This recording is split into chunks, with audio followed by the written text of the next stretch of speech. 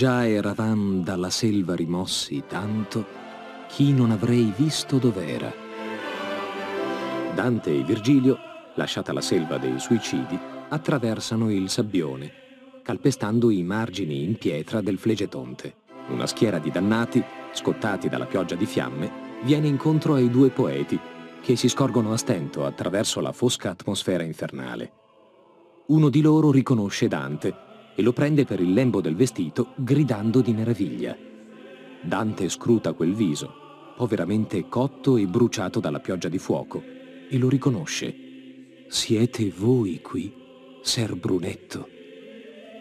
È una figura ben nota a Dante, il suo maestro Brunetto Latini, che gli chiede di poter seguire i due poeti separandosi dal suo gruppo.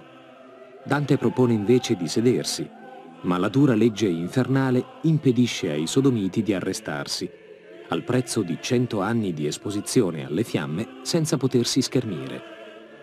Quindi il dannato segue i due poeti lungo l'argine, mentre Dante comincia a raccontare le vicende che lo hanno portato ad attraversare l'inferno. Brunetto si rammarica della sua morte prematura e dell'ingratitudine di Firenze verso lui stesso e nei confronti del poeta, che verrà esiliato. La profezia dell'esilio si accompagna però a quella di un onore postumo.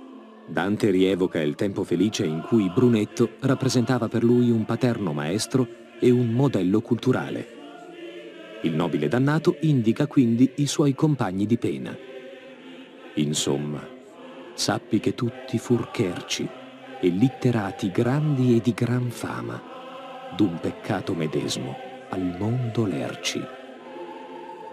Tra i sodomiti vengono citati Prisciano di Cesarea, grammatico bizantino, Francesco d'Accorso, giurista, Andrea de Mozzi, vescovo.